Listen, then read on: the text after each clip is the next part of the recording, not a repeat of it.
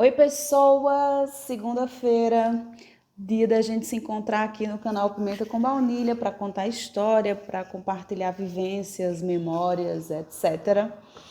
E hoje é um dia que para mim é especial para contar essa história que eu quero contar para vocês, porque hoje é dia 28 de junho de 2021 e dia 28 de junho é o Dia Internacional do Orgulho Gay ou Dia Internacional do Orgulho LGBTQIA+.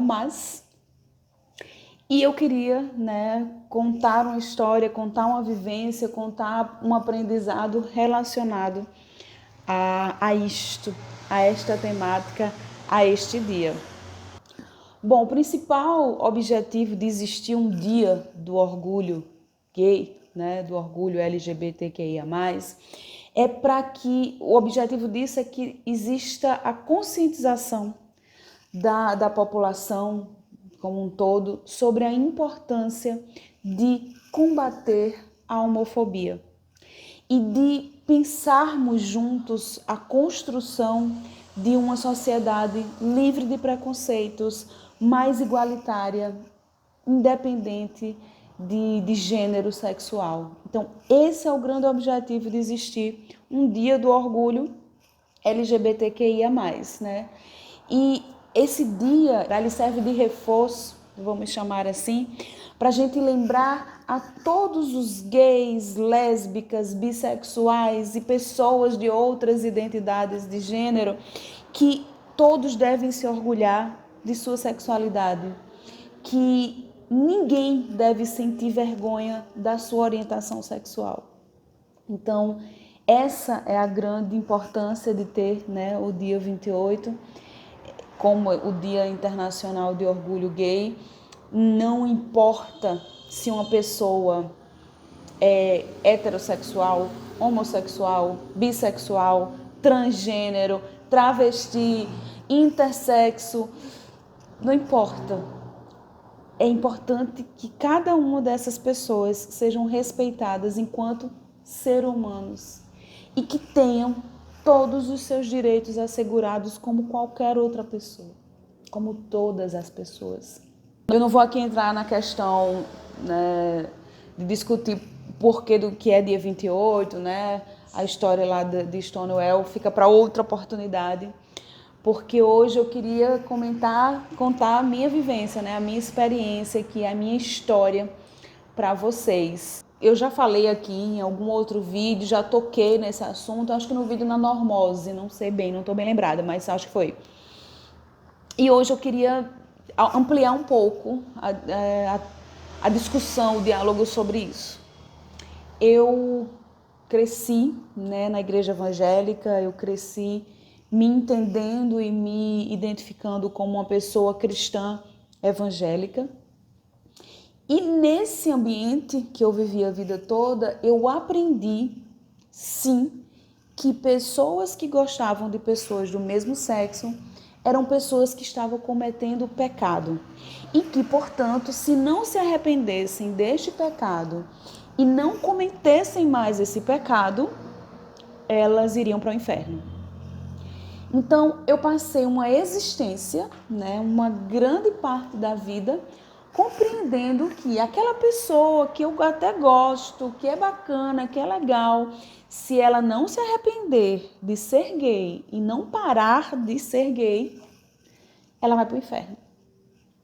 Isso sempre foi muito complexo para que eu entendesse, mas eu entendia como verdade absoluta e como algo que era o correto, porque alguém me falou, alguém me mostrou que estava escrito na Bíblia e tinha que ser assim.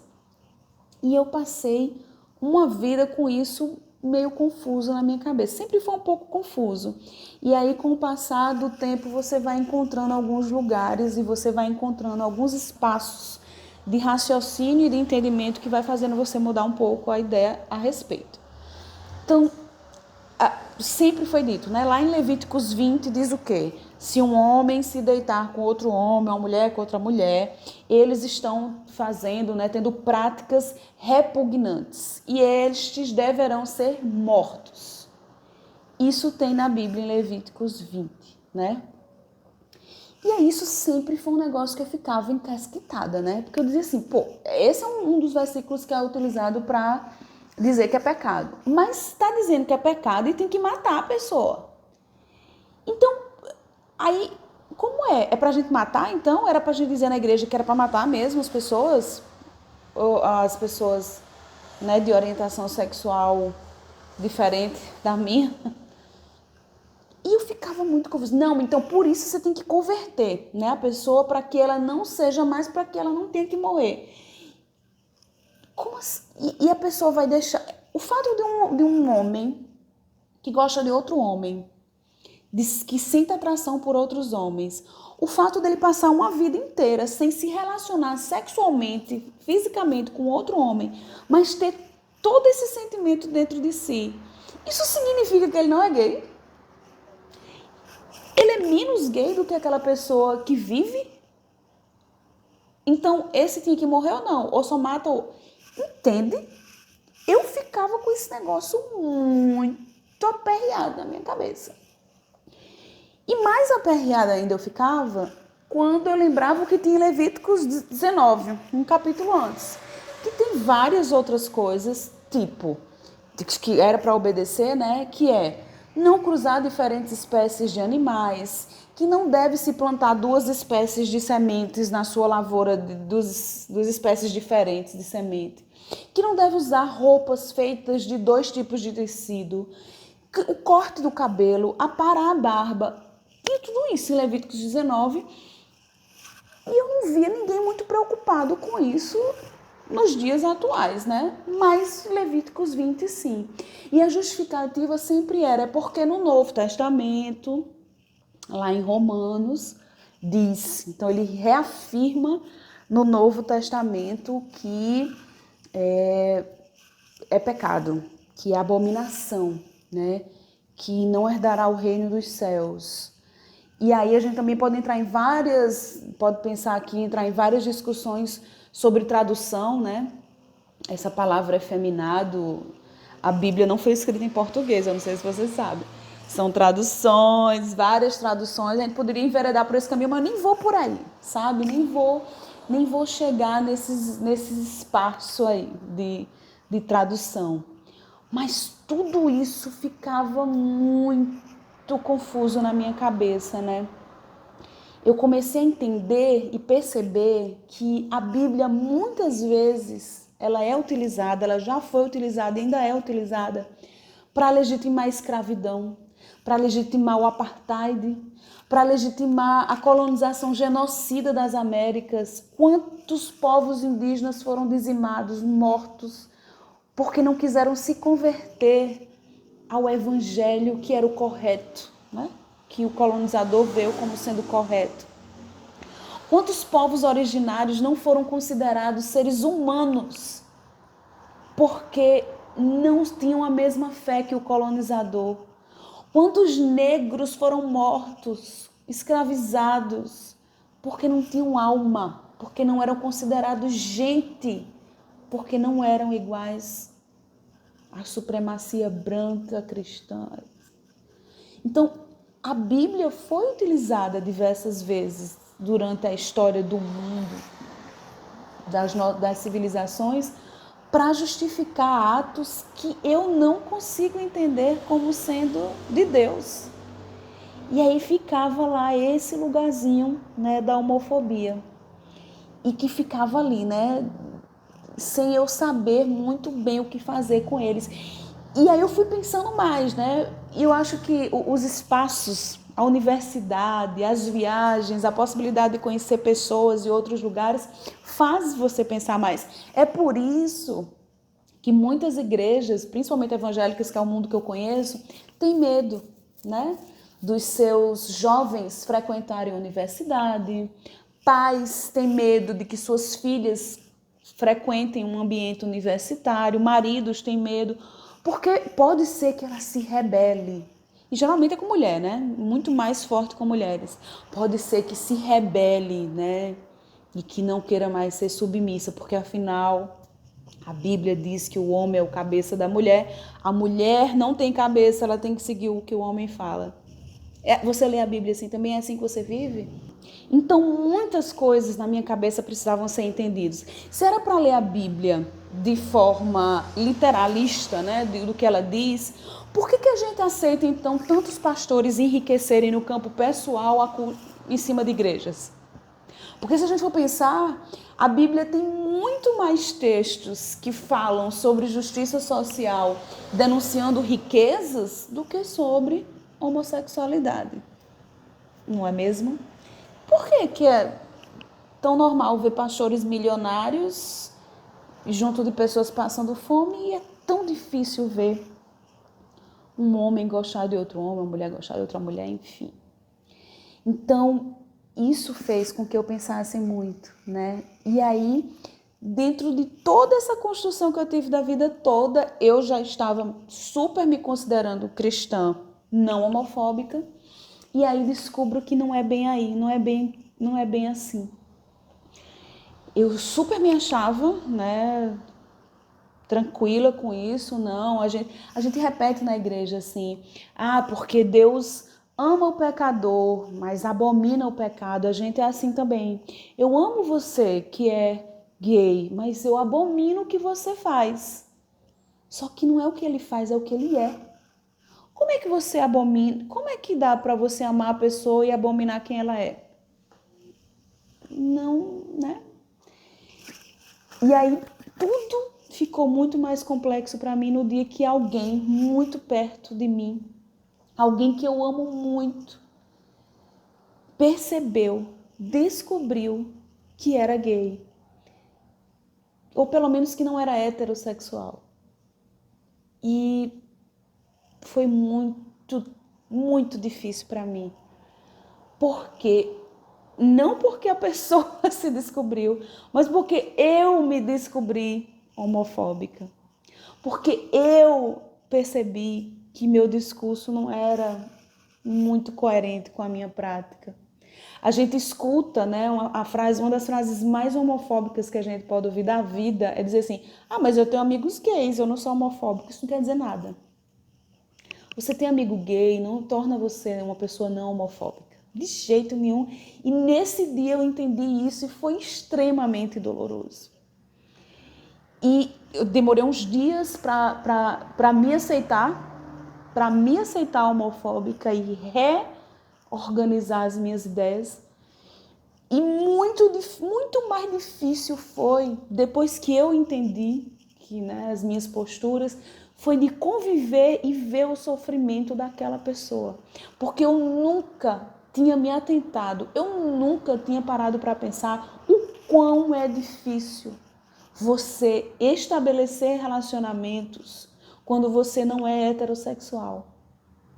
No dia que eu fui a uma praia com essa pessoa que eu quero tanto bem e que vi o quanto era difícil para ela estar naquele ambiente com a pessoa que ela amava, que ela ama, porque eram pessoas do mesmo sexo, eu fiquei desesperada porque eu me dei conta que eu não sabia que isso existia porque não tocava em mim, porque não doía em mim, porque não tinha ninguém perto de mim que sofresse com isso. Porque eu vi que se eu estivesse fazendo as mesmas coisas que aquelas pessoas estavam fazendo com o meu marido, ninguém estaria olhando, ninguém estaria soltando piada, ninguém estaria soltando piléria, ninguém estaria fazendo foto,